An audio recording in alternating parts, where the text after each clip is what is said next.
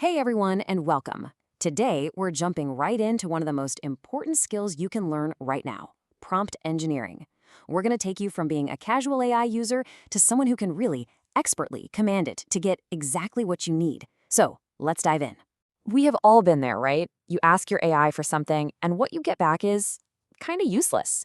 It's generic, it's off topic, it just completely misses the point.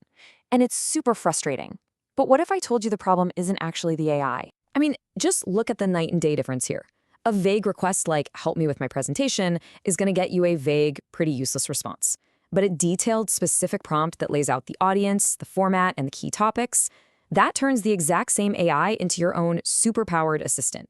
It really just proves a simple rule. The quality of what you get out is a direct result of the quality of what you put in. So that's the big question, isn't it? What's the secret sauce here? And look, it's not some kind of magic. It's a skill. It's called prompt engineering. And over the next few minutes, we're going to break down the exact techniques that'll turn you into a pro. Okay, so here's the big shift in thinking.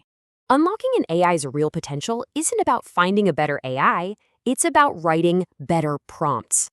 Think of it like you're learning the language these models understand, so you can give them instructions they can actually follow and, well, succeed at. All right, we're going to start with the two absolute foundational techniques. This is the bedrock of all good prompting. Master these two, and you're already way ahead of the curve. Technique number 1, and this is the big one. Be clear, direct, and detailed. I know, it sounds super obvious, but this is honestly the number one place people go wrong. Clarity isn't just about using simple words. It's about removing every little bit of guesswork for the AI. So, what does being clear actually mean?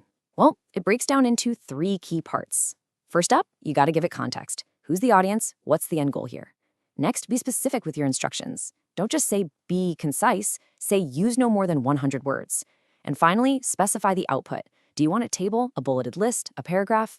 You have to spell it out. Okay, building on that idea of clarity, our second technique is maybe even more powerful. It's called few-shot prompting. Basically, instead of just telling the AI what you want, you show it. You give it an example, a pattern to follow. So take this example, right?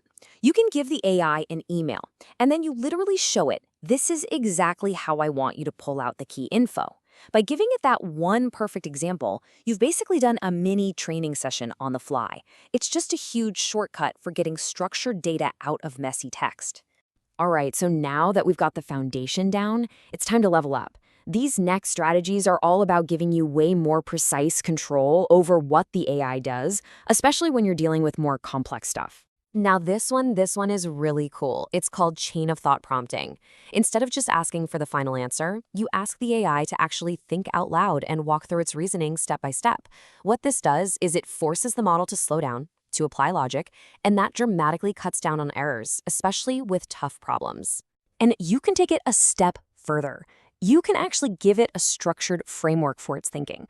So for something like a marketing strategy, you could tell it, first, analyze these factors. Next, consider these constraints. Then, evaluate these channels. And finally, give me a recommendation. See what you're doing? You're not just asking a question, you're guiding it through a really solid reasoning process. And that means you're going to get a much more thoughtful, complete answer. Okay, so as your prompts start getting longer and more complex, they can get, well, messy. Here's a super simple but incredibly effective trick. Use tags, like XML tags, to break up your prompt into different sections. This just helps the AI see very clearly, okay, this is the context, these are the instructions, and here's an example. It cuts way down on confusion. All right, this next one might be my personal favorite, just because it works so well. Assign the AI a role. Don't just ask it to write about something, tell it to be an expert on that topic. This is like a switch that flips in the AI's brain. It primes it to pull up all the relevant knowledge, the right vocabulary, and even the right style of thinking for that role. And you gotta be specific. Look at this example.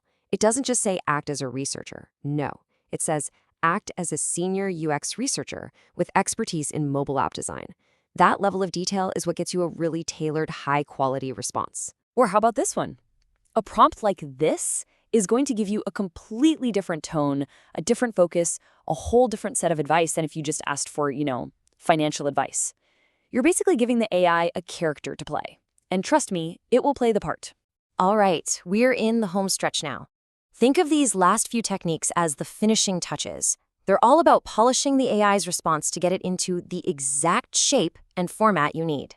This is such a clever little trick. It's called pre-filling. It's exactly what it sounds like. You literally start writing the AI's response for it. This just gives it a perfect running start, pointing it in exactly the right direction and setting the tone right from the get-go. I mean, look at this. The change is so simple, but the effect is huge.